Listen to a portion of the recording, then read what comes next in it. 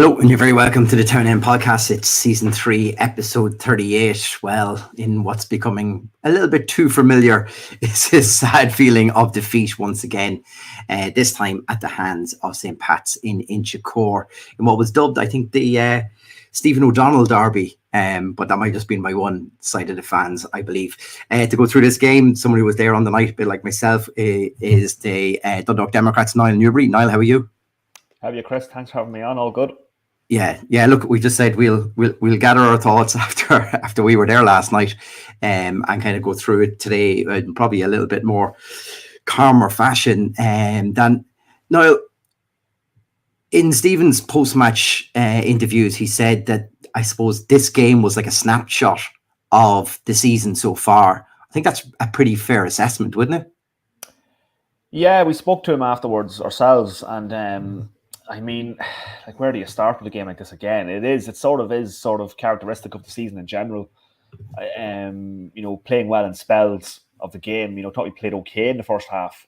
Mm-hmm. But then just giving away, ridiculous goals that are changing games, and that's sort of, the gist of what Stephen's post-match comments were. It's self-destructive, Chris. Yeah. Really, is basically what it is. And the Dog have been self-destructive all season, and that's why they find themselves in 6th place, with just a handful of games to go. I mean, it hasn't been good enough.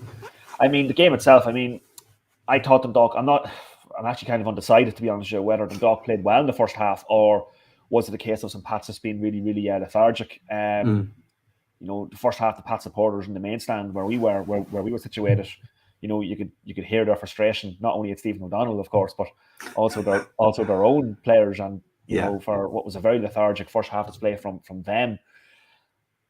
We might have looked okay on the back of that, but we've never really capitalized. And then I'm sure we're going to go into it, but the goals we give away in the second half then are just, it's an all too familiar feeling, though, isn't it? No, that's the real killer blow this season. Exactly, and I'm sure, just like yourself, Chris, you're probably feeling like a broken record, doing this show on a weekly basis, kind of dissecting goals like that. Well, the only thing I will give is, one thing that's freshened up every time is Skip's starting lineup. and he threw another couple of curveballs at us last night. I suppose when the team sheet came out, the first thing we're all trying to work out formations and what I goes, and then straight away you're looking going, oh no, this stinks of Greg Sloggett gone into centre back and Robbie Benson in defence with him as well. In a situation like Sean's comment there earlier on, defence has been terrible all season long, and yet it's just patch up after patch up for him every single game. It's chop and changing. There's personnel being played out of position.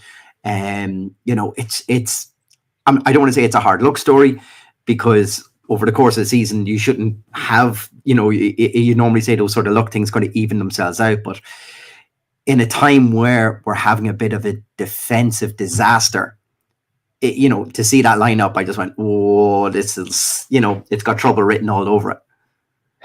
Yeah, it was, when I got the team sheet yesterday, I didn't know what to make of it. I mean, I think Jerry Malone, who's sort of sitting beside me in the press gantry yesterday, I think he described it as a radical starting 11. I think that's probably as good a word as any.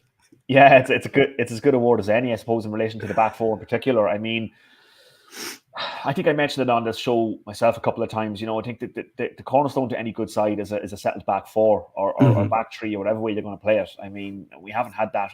I'm stretched to find 2 consecutive games where we've had the same defence all season. And I think a lot of that's enforced as well. I mean, we had injuries yesterday. We had, obviously, Andy Boyle still carrying a calf injury. Louis Ansley has a hamstring, and Darren Brownlee missed out due to the flu, I believe. So, right.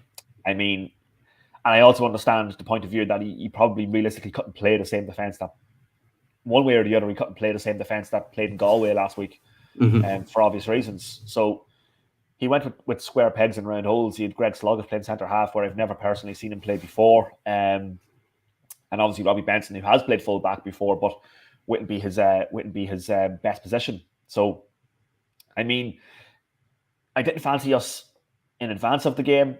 I think my prediction beforehand was 2-1 to Pats when I was asked, and that was before I saw the lineup. And I don't know, like it didn't look good from the offset, to be honest with you, when you see that. And I mean, also you got to factor in as well. I mean, like, he had Darragh Leahy and Robbie McCourt on the bench last night.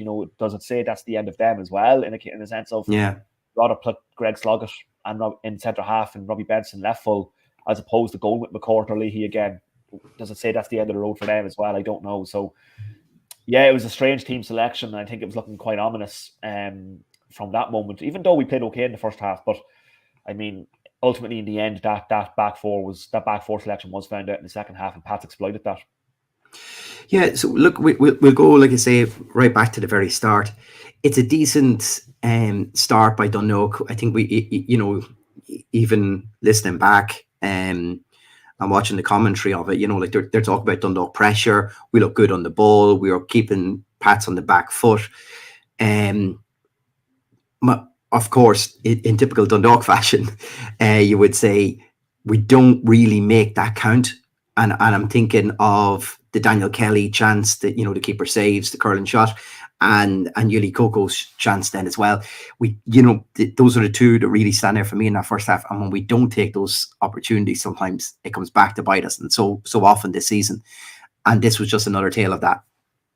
Yeah, absolutely. Like, we had chances in the first half. I mean, Pats didn't lay a glove on us in the first half, I felt. You know what I mean? It was one-way traffic without us looking, it was hardly vintage Dundalk at the same time, but also by the same extension, we were definitely a dominant team in the first half, and Stephen obviously alludes to that in his post-match, and it'd be hard to argue with that notion as well. I mean, Dundalk were the better side in the first period, and Pats didn't really lay a hand on us, and, we had chances, with a couple of them flashing across goal, Yuli Coco had one that flashed across goal. Gelly had a first-time hit that was well saved by Dean Linus, and that came from a Hoban ball from the right. Horgan had a chance as well from a lovely Yili Coco dinked pass, and then a good save from Linus. I mean, we had chances, and mainly towards the end of that first period, we had chances to sort of, to take the lead, and that's where a lot of frustration comes from. And Stephen O'Donnell obviously alluded to that in the sense of, like, you got to one of them has to go in, and it's the same in Galway last week as well. Even if we scored an early chance in Galway last week after 4 minutes, is it a different game? Possibly not, but also it might be. Do you know what I mean? And we're just not clinical. We haven't been clinical in front of goal of late. No, all season. That has been an issue. Like, and then at the other end, we're conceding goals that we're conceding. I mean, it's only going to end one way for any side. And for Dundalk at the moment, it's just, something's gone completely stale by the looks of it. And it looks like Stephen O'Donnell with his team selection last night again. It was just literally like, let's just throw anything out there and see if anything sticks. Do you know what I mean? Because he's clearly running out of ideas by the looks of it.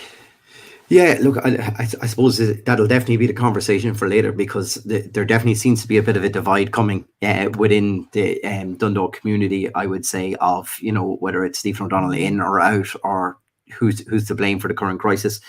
But as I did allude to last week, I do have some sort of sympathy with Stephen O'Donnell, because, and of course he comes back to bite us in this game.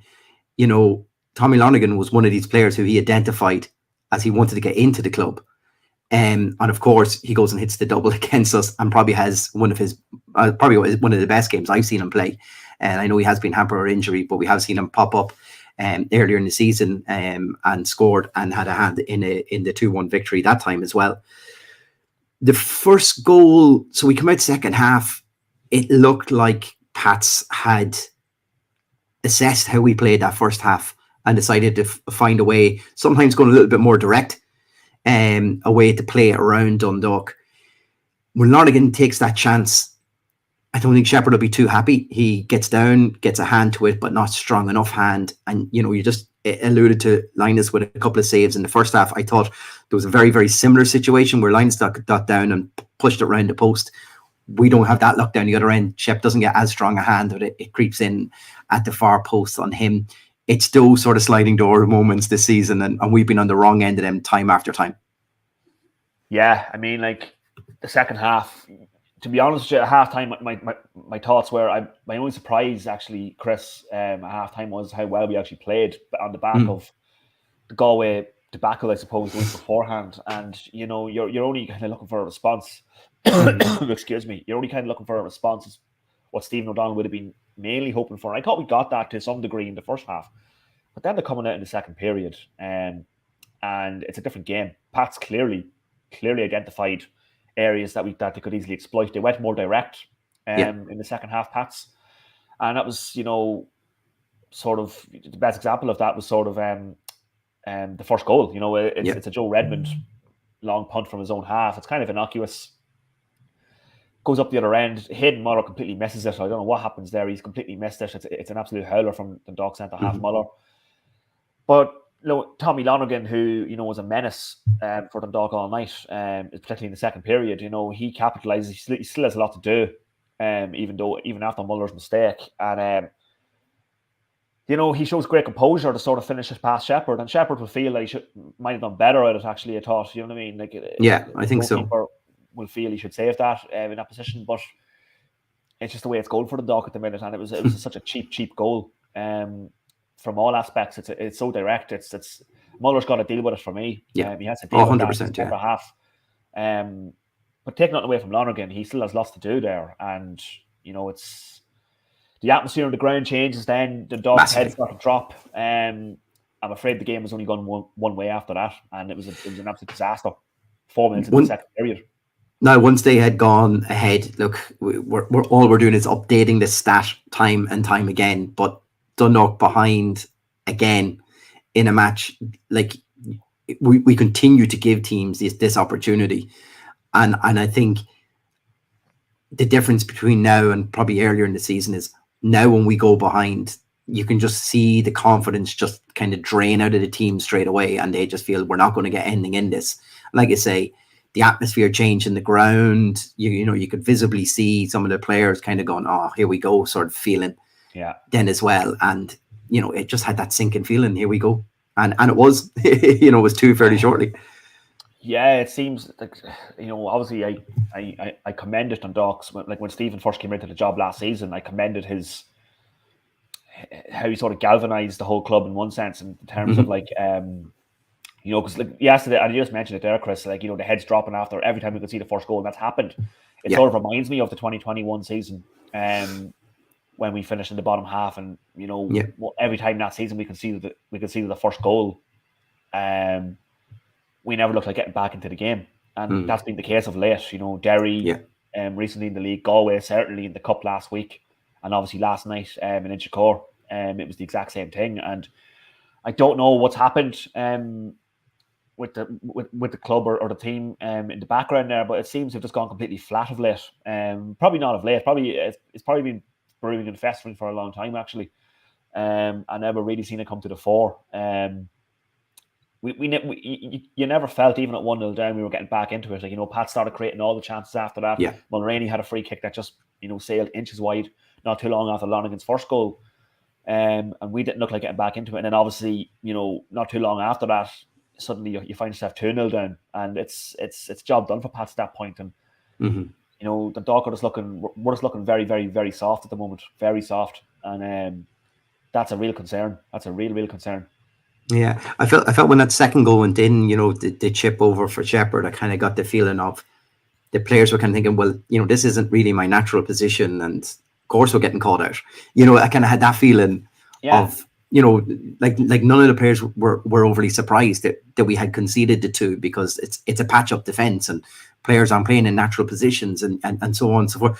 But as I said, we'll probably get into it a little bit more. I think what's really just hurting fans at the moment is the commitment levels, that sort of the drive, the want and stuff like that. And it seems like every time we concede these sort of soft goals, and Stephen O'Donnell has alluded to that we just seem soft. We do seem, easy to play against, and we're coughing up the mistakes. And I think that's just it. If Pat's way of playing in the first half seemed to be trying to get it out to Mulroney out wide and then try 1v1s, but we had a double up sometimes with Kelly and stuff on that side, and it was keeping him at bay. As you say, the second half, they just kind of went a lot more direct, realizing that, Sloggett, Benson aren't natural in there, and Muller wouldn't have the organizational skills to set up in that defense. And that leaves Davis then as really the only natural defender playing in his natural position in that defense. And we probably shouldn't be hopefully surprised then that, you know, if there's a mistake from any one of the defenders, then we're in dangerous territory, and that's, you know, it's another mistake. Ball in, Shepherd's caught between no man land. Do I come? Do I not come? He stepped out too far, and Lonergan chips it over to him and in for 2-0. Surprise, surprise. Yeah, like Shepherd's already committed at that stage. And yeah. Like the goal, again, it's so direct, it's so avoidable. You know, it's Pats are in their own half, you know, that they're playing it across their own back four, and it comes back to Linus, the goalkeeper, and he takes a kick out. And Lonergan just gets in ahead of Sloggett. Feels sorry for Greg Sloggett. I mean, I don't want to be too critical. He's not a centre half. No. He probably shouldn't be in that position to begin with. But Lonergan kind of, you know, gets in ahead of him, wrestles him away, and it's a great finish from Lonergan. Don't get me wrong. I mean, Shepherd's already committed. He's very alert, and Lonergan, that is, and he's just dinked it over to the Dundalk keeper and lobbed him, and it's 2-0 at that stage after 57 minutes. Any sort of second half game plan's gone now, isn't it? Yeah, it's game over at that point, Chris. I mean, like, this Dundalk team aren't coming back. Of all the Dundalk teams, this Dundalk team are not coming back from that. Not with the morale, with the morale being so low and the mood being so low in the camp by the looks of things. I mean, you just couldn't see any scenario where they're coming back from that. Although we did get one back, but I mean, even then, even after, you know, Kelly gets the goal back, we still never looked like finding an equaliser. And obviously, Pats then get their third late on in stoppage time. So I mean, just the 2 goals, and I mean, like, I don't want to keep saying it about the nature of the goals, because I do sound like I'm repeating myself quite a lot, but that's what it is. It's just such avoidable goals. We're not conceding good goals. We're conceding goals that, if things were playing through you and it was just, you know, I suppose excellent skill or something like that, you can hold your hand up sometimes. But I just think managers in the Summer League would be absolutely livid at conceding those goals. Yeah, you know what I mean. So the Dundalk's a professional football club, and they shouldn't be. Like, it's okay. I mean, but like continuously, week in, week out, conceding goals of that nature, they're just so avoidable and shooting themselves in the foot. It's just not acceptable. And, you know, the season now is really, really petering out, and it's ending with a bit of a whimper, Chris. And that's very, very disappointing from everyone's point of view. Yeah, it's interesting. I didn't realise we were 120 years old this week, Daniel. So if that's right, that's a hell of a thing that doesn't really seem to be marked by the club at the moment. So that's even scarier. That we're not marking that. So we're 2-0 down, similar probably to what we've seen in Galway, except this time it's a double substitution. Durant and Malley come on. There is an immediate response from Kelly, who does pull one back. Immediately it comes down his side. The ball ends up back with Davies, who kind of turns inside. Defender goes with him. He turns around. The defender actually decided not to go with him then for a second. And Mulroney has missed Daniel Kelly's run in behind him. So off goes Dan Kelly. And it's a great ball into him. And look, it's a good finish from Dickie Kelly as well. It's, you know, a momentary, you know, joyous moment on the night. But look, it shows every so often, like we've praised Davis, probably your best player this season. It's another assist from him. It's good for Dan Kelly to get another goal as well. But it's probably the only glimmer of light in on the night that it was. Yeah, it probably was. I mean, like, it's actually a good goal. Archie Davis has been playing well. It should be noted. He played okay again last night. I mean, he's played a great sliding ball into Kelly. It does come with a bit of a mix-up in the Pats back four. Can't recall who it was, but I think 2 defenders almost run into each other as the ball comes in. And Kelly, in fairness to him, opportunistic as he is, takes advantage. And it's a great finish from Dan Kelly. You know, that's what 15 minutes to play. You're back in the game. But like, what disappoints me, Chris, is that, like, I don't recount a single chance from the Dundalk after that. You know, no, we never ever looked like getting back into it. You know, 15 minutes to play, you're thinking we're galvanized by a goal back here, we might sneak a point. I don't think we created a chance after that goal. So, well, I think the biggest blow for me then is, like, we get back into that. I think Pats had a lot of possession thereafter, and they kind of put us back under pressure again. But then Robbie Benson goes and gets a second yellow card, and I just thought any momentum we could have built from that goal, like, if we had got another chance straight after that, you'd be kind of start thinking, if you're a Pats player, do we start retreating back here? Is this going to be, you know, are they going to throw more at us? But I think they kind of played us through for a while. And then the red card is just like another sucker blow. It's like, oh, they ain't coming back from this now. And I don't really think there can be any qualms about the yellow card either. Robbie Benson was very frustrated going off, but I think he's just more probably frustrated himself. Yeah, I think so. Like, I mean, there's no real question. I think certainly the second yellow is definitely a card. Yeah, it's just frustration from Robbie. He's playing in an unnatural position as well. A difficult night at the office. I mean, there's no question about the second yellow. I don't think. No, I think it's definitely a second yellow. And you're just 10 players. That's what 83 minutes or so. Yeah, at that stage, it's, as you say, Chris. Any sort of sting you're trying to, sort of momentum you're trying to bring after that goal back is kind of kill stone dead after that. Then, do you know what I mean? It's and like I'm over the side with surrounded by a lot of the Pats fans, and as soon as Benson got sent off, like you could just feel it in the crowd. They were like, "Oh, that's that. That is it. Like, that's game, set, match here." Yeah. All they were pleading for now was Mason Mila to get more on the ball and to show his worth, which he does in the end. He wins the penalty, scores the penalty. I didn't think he was going to get it. The penalty at one stage, there seemed to be a bit of deliberation between the Pats players of who was going to actually take the penalty, and he was pleading for the ball. But it shows a lot from a 16-year-old to want to take that penalty. And I know you'd say, like, there's not a whole lot of, it's not like it was a game-defining penalty, if you know what I mean. But it's still in senior football at 16 to want to have the hunger to get that ball and want to score a penalty at home, like that says a lot about that player. Yeah, it's hard not to admire, Mason Mila. I mean, like 16 years of age, just yesterday, I think. I mean, wow. He certainly appears to be the real deal. From what we've seen of him with the Ireland underage setup and obviously Pats this season. I mean, he looks a real talent. And that's, obviously he wins the penalty. He comes on as a sub yesterday, wins the penalty off Sloggett. And no qualms about it. His senior game, he's picking it up and he's taking it, and he sends Shepherd the wrong way. It's quite impressive for a 16-year-old to have that confidence and that sort of, mettle, if you like. But yeah, and that probably brings us to another point. I mean, like, we're not seeing too many. Like, you look across the league and you see players like that at different clubs. And I actually wanted to say this to you, Niall. So if you just take Pats as a snapshot, like, obviously Pats pride themselves on their academy, and you think of James Abankwa and stuff who they've sold on and stuff like that. Previously, if you look at that, like Joe Redmond, young lad Curtis, Mila.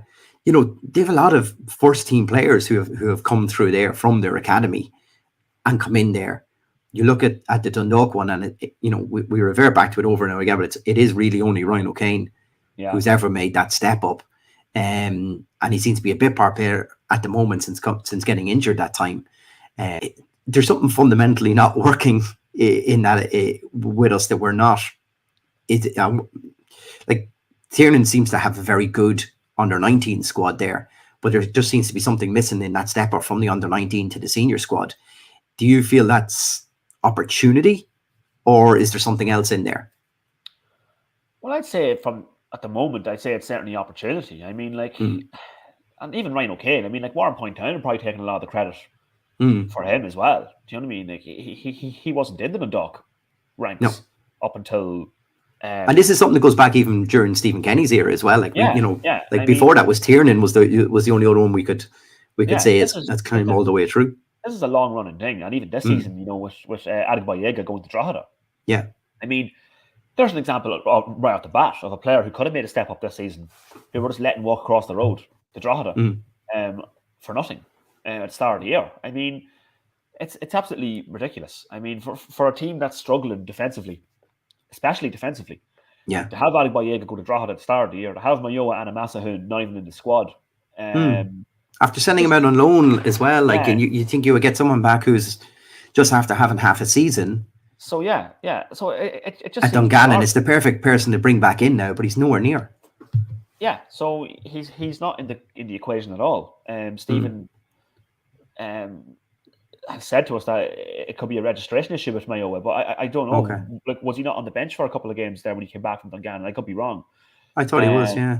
Yeah, so I'm not sure if that really adds up. So, I mean, Anthony Mayo, we've seen, Anthony Mayo, we haven't playing really, really well for the under-19s. Yeah, barring a couple of friendly matches, we haven't seen him at all. Sen and Mullen, we haven't seen. Owen Kenny, obviously out in loan at Wexford, doing a decent job down there in the first division. Looks a decent talent. But are these boys ever going to get an opportunity? I mean, if anything, with the season now petering out and sort of ending with a whimper. Well, that's where I was going with this. Yeah, that's exactly where I was going with this night. Is this not the perfect opportunity? Now should be the perfect opportunity to kind of try and blood some of these young lads in and see if they're good enough to make the step up.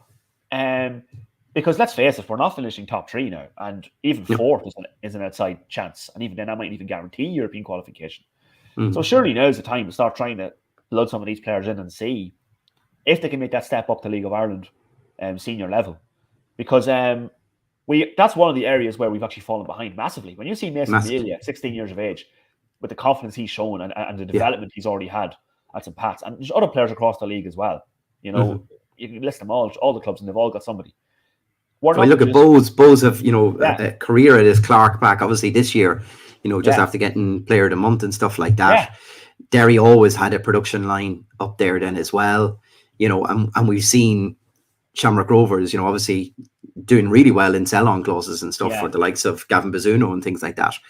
And they're continued to sell on talent. Of course, some talent they also steal from other academies, but yeah, it just to me it seems it's just another thing that the club is doesn't seem to have right. And I, as I say, I'm going back 10 plus years here nearly, that we just never seem to be able to have a conveyor belt of players that are all able to step straight into senior level, or just never given the opportunity to go into senior level, one or the other. And at a time where the reason I'm talking about it is because over the past few weeks, I've seen so much deliberation online and across other podcasts and stuff, and we're all talking about where has things gone wrong this year. For the previous year, we took some talent within the league. We kind of feathered that with some loan signings from the UK, free signings, got it all together. It worked extremely well. This year, it hasn't worked as well. Bar Archie Davis, I would say, who's kind of the outstanding candidate this year that has really stepped up to it. So if we're going to keep relying on this English market to bring on loan signings to bring this in, is there anything that we could bring here? Because then you've got no bedding in time and stuff. If you can use your academy structures well, and there is people to stand up, obviously you bypass all of that, and you think of, in particular, Ryan O'Kane's breakthrough season. Like, most clubs didn't know how to handle him. He was buzzing with confidence for a lot of it as well. He had so much confidence to take people on and stuff like that. And then you're seeing that, like I said, just when you compare the two squads from last night, that's the thing I thought. It was like you were just watching cool, calm and collective Joe Redmond at the back, who's obviously been capped at under 21 level with Ireland and stuff like that as well. He's only a couple of doors down from Richmond Park where he lives. For him to step up and into the senior team, like, he knew everything about that club coming in there. Well, and he's a superb footballer. I mean, so he's good enough. So I mean, I asked Stephen in pre-season about this. I mean, I remember asking him way back it must have been January or February, Chris. I asked him about, the under-19 players, because I alluded to Ryan O'Kane's meteoric rise last season. Yeah. And the likes of Sen Mullen and Owen Kenny, Anthony Mayo, these boys were all in my mind when I asked the question. And it was basically, are we going to see, that being utilised? Because, there is some good players coming through the ranks. And obviously O'Donnell's going to say, look, when appropriate or whatever, and yada, yada. But I mean, I think we must be the only club. We have to be the only club in the league who hasn't played an under-19 player all season. Like, we have to be.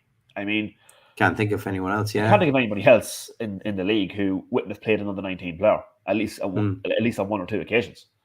I mean, and when you look is that the way the season has gone? That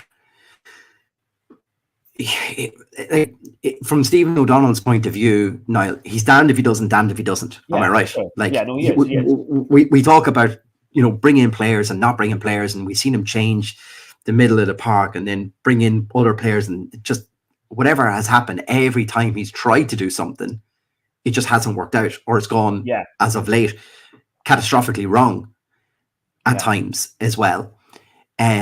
So is there a fear factor now that if he goes, like, is it? Here's another way of me asking that: is Dundalk an environment right now?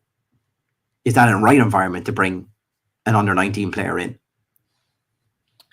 Well, this is it. Maybe not. You don't want to ruin anybody for their future career. You don't. But if their atmosphere or attitude is wrong right now in the club, the first senior appearance, and this is what they see. It's not a high tempo, high achieving, always pushing kind of level, and that's what you want them to come into. That's the environment you want to. Yeah, no, I get that point of view, but then like Mayo and Amasahun came in towards the end of the 2021 season, and I can't think of a situation morale-wise or how the club's been run that'd be lower in recent memory at that stage. And he came in and done quite well, I thought. In a few of the games he played, and we hadn't seen him after that, which was quite surprising. I thought he was one who was going to go on and maybe play a few games the following season under O'Donnell. We didn't see him, and he's back now within the club from Dungannon Swifts on loan spell, but we haven't really seen him at all. And you look at the back four last night. I mean, like, surely, if it's a registration issue, then fair enough. I mean, or if it's a fitness issue, I don't know. But I mean, like, it seems kind of bizarre that you'd have Greg Slogger playing centre half. Robbie Benson playing left full. That's fair enough. If you've given up on Leahy and McCourt, etc., then fair enough. But I mean, there's other 19 players who could do with a bit of game time. Plug them in now. Like the season's basically over, Chris. We're not going to finish any higher or lower than we probably are. Possibly not, yeah. So, like, realistically, we're not. Like, so, I mean, now's surely the time to sort of, I don't know. I mean, like, and you've two fixtures, of course, playing on Monday again. Yeah. So you can't keep going to the well with the small amount of players we currently have. So with the try and test it. So I mean, it'll be interesting to see now what the team selections actually are for these two games, and what he actually goes with. Based on what we saw on the team sheet last night, all bets are off, Chris. I mean, it could be anything. I mean, like, he might go with a couple of 19s, who knows? But I think now is probably the time to see. Like, these players might possibly, are they good enough, possibly not. Like, but how do you know if you don't play them? Yeah. Even Mark Byrne, the third goalkeeper. I mean, we haven't seen him. How do we know he's good enough? You know what I mean? Like, let's just try and see if any of these players are worth hanging on to, and can any of them make the grade and step up and be an asset for the club? Yeah. We just go through. There's a couple of questions here tonight, so I think we've answered kind of where Boyler disappeared and Ansley. So I think you've alluded to that already. Another one there from Daniel Sexton just kind of asking, was there a particular moment this season where everything went off the rails? Did you find? So the self-inflicted defeat in Dalymount seems to be kind of one that stands out in his mind. I also think back of the Bulls match at home, we're 2-0 up. Coming out at half time and we lose the game 3-2. Then after that we kind of had poorish European runs. We're on the back now, am I right in saying 4 defeats in a row? Yeah. So I mean, I'd agree with Daniel's comment there. I think that game in Richmond Park certainly is one that stands out to me. I mean, because there was actually talk even of like a possible title push in advance of that game. I mean, like we were flying reasonably high, and points wise we were quite close to the top few teams. Like, and I think we were 2-1 up in that game, and somehow managed to throw it away and lose 3-2. So I'd say that's probably, for want of a better phrase, the rot may have started. Like, you know what I mean? For Dundalk, I mean, I don't think we particularly recovered from that, morale wise, or we never picked ourselves up from there. I don't think, and like obviously, like Europe was a disappointment as well. I mean, I don't think there's any two ways about that. Obviously, we got past Magpies, as you should be doing in the first round. KA, I thought was a game on paper we certainly should have been navigating. I mean, like what happened then in the next round against Bruges probably amplifies that for you to some degree as well. I mean, so that was disappointing. And the cup obviously disappointing. The Galway fiasco last week. And the league's been disappointing. You know what I mean? It's been a disappointing season all around. Can they turn it around in the last 6 games? I maybe, but I don't think it's on the cards. We need a lot to go in our favour now if we're going to salvage a place in Europe. And that leaves you to like really question, what does the future hold? You know what I mean? Because like, like I mean, like if the transfer window this season was below par. I mean, with it's going to be a smaller budget, isn't it? Yeah, Again, so because you're not going to have that yeah, European money. so with no European windfall coming in next season, I mean, your options And are the even caliber of players who want to play in Europe versus, yeah. So you're out of that echelon of clubs, you would say, going forward then as well. totally. I mean, like, so it really leaves you to question,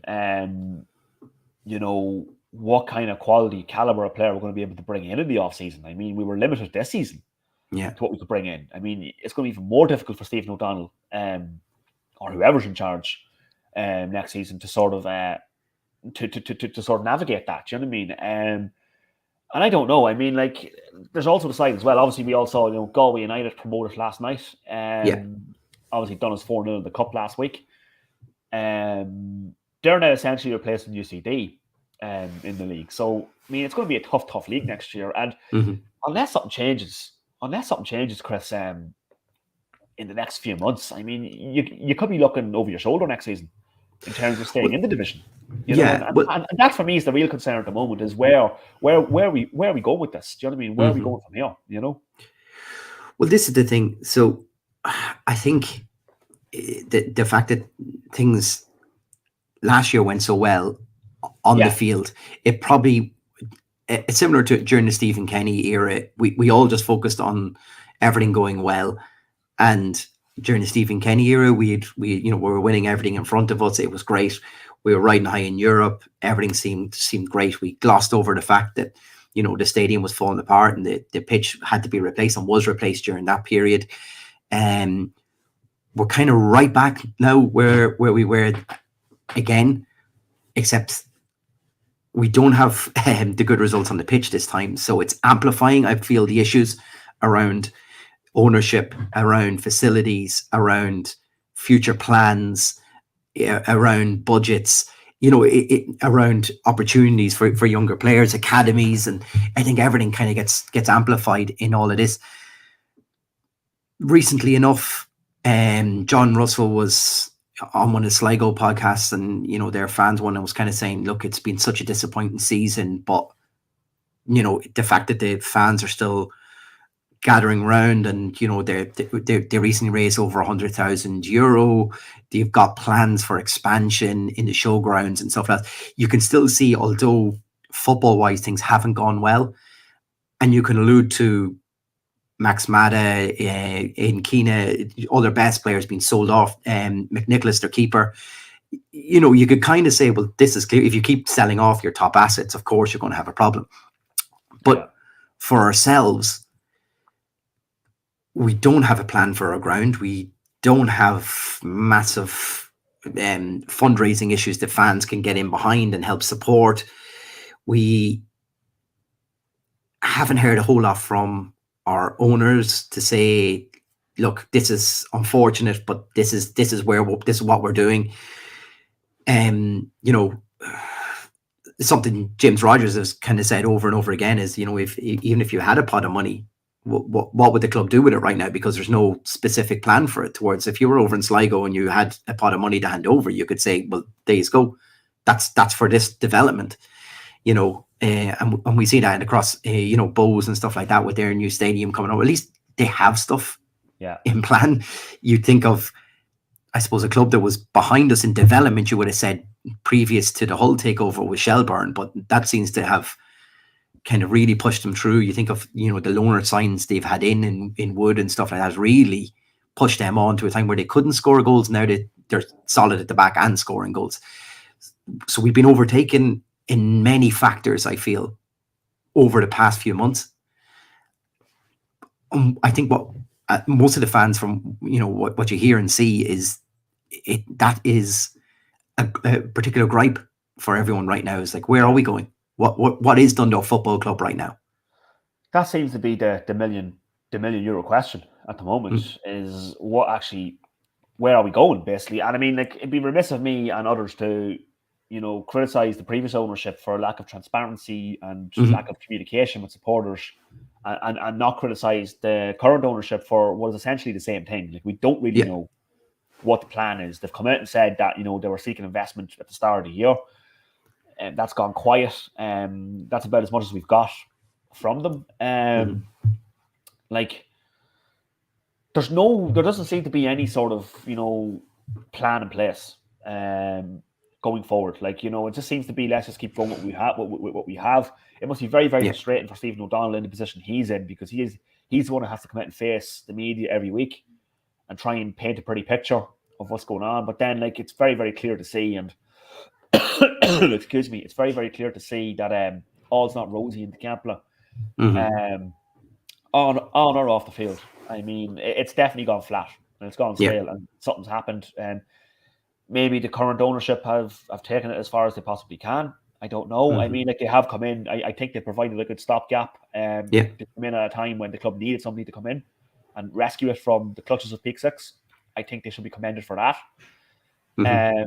But at the same time, is it a case now of the money's just not there, and the project is maybe a lot bigger than maybe they took it for, or thought it might be, and maybe now is the time to maybe try and change hands again of ownership and see if like it's easier said than done. But the club does need investment, because, as you say, Chris, we're certainly falling behind. We're falling behind the rest of the league, and we're going to fall further and further behind to the point where we're actually in danger of losing our Premier Division status if things don't change quickly, because we haven't got the infrastructure or the budget or anything to compete at the moment, and that's clear as day. I mean, when you look at the fiasco of the last transfer window, where we basically didn't get any of the players that we were looking for, I mean, like, that tells its own story, and it shows that the landscape's obviously changed for Dundalk FC. We're not the club. We're not in the position we were 5-6 years ago, where we could attract any player in the league we wanted. Now we've got to be a lot more creative in our recruitment approach, and it just seems like the budget and the resources just aren't there for that. And I think that's when you have to look at it and say, the club need to come out and really let people know what their plan is, what's going to happen, what do they want to happen, and what are they going to try and make happen. Because at the moment, we're going up to Richmond Park every second week, we're going to away matches, we don't really know what we're getting behind at the moment. And that's that's where a lot of the frustration's coming from a lot of Dundalk supporters, I feel. No, 100%. I think you've hit the nail on the head. That's it exactly. I think if, as a whole club, I just think we need some sort of direction to be heading. I've heard the term. We talked about it even last week, just being a bit rudderless at the moment. Yeah, and I think that's kind of gone on and off the field a touch. Like, we don't know. Like, you're talking earlier on about, Leahy McCourt, are they even going to be here next week? I think there's a couple of question marks over a few of the players like that, and then that's question mark of who they're going to be replaced with next year, because if we don't know where we are as a club, it's hard to kind of nail that down, the type of and the caliber of player who could be potentially in there. If it was a thing, I just seen comments in there, that the likes of, Senna Mullen, Mayo, Bonner, these players could be given it. But I think if we were a club who was giving young players a chance, that's fine, because then they understand what we are. And you'll say, well, we've probably some young lad who can step up and have a go in this first team. And if it doesn't work, we understand, because he's a young player being given a chance. But that doesn't seem to be what we've been about either. So, it's very hard to... It's just an identity, isn't it? That's the thing that's kind of killing us right now. And we're going up against a Cork side on Monday who are still fighting for their own survival and how they're going to fit in all of this as well. So I think that's just another question mark, isn't it? Yeah, it is. And like Cork, obviously, looks like after last night's results that they're going to be destined for a relegation playoff now, probably against Waterford, maybe. Yeah. That being said, Rory Keaton's on severe form at the moment. If he's played against that back four or a similar back four tomorrow night or Monday night, we could be in for a long one. So yeah, I think these are two games now where I don't know. I think these are two games now where you're kind of looking at it. Cork and Drogheda at home, two teams in the bottom four. I mean, how. This will tell a lot now on where these players' heads are. I mean, and maybe O'Donnell is kind of looking at it in terms of, who's he going to be keeping hold of next season? Who's he going to be moving on? Just use this to assess the squad? Yeah, maybe, because I don't think there's any other reason to... There's nothing else you can really do with these games. I mean, blood in some of the 19s if you can, and try to assess who's worth keeping and who's going to be moved on. Because the season has really petered out big time for Dundalk here. It's really, really petered out. And I mean, I don't think we can have any sort of qualms about that. To be honest with you, I think it's just been like such a disappointment. We're all kind of exasperated here because it's just been so disappointing the last few weeks. I mean, we were going into this period, this last quarter of the season, with a bit of hope. I felt, the cup quarter final, and still with a chance of Europe via the league. And in the last 3, 4, 5 weeks, it's just completely knocked us for six. And I think we're all just sat here, and I think we're all just completely disillusioned and deflated. 100%. Yeah. About this whole situation. And I mean, look. Yeah, but I think that just. Of course, it could be worse. We could be saying, of course, it could. Facing relegation. And maybe we are spoiled rotten, Chris. But I mean, like. Oh, yeah.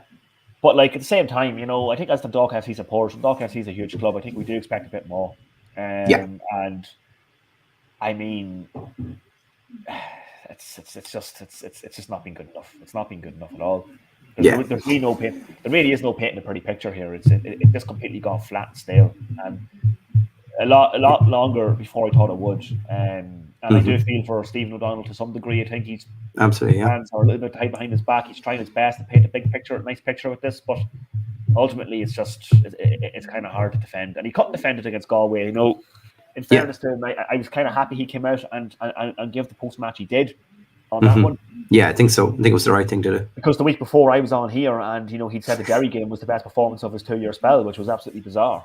You know what I mean? But he came out and went the other way last week, and then last night it was kind of half and half nearly. So I mean, in terms of the post match, so it's I don't know. Rudderless is probably the key word as you guys used last week, and I don't know. It's just.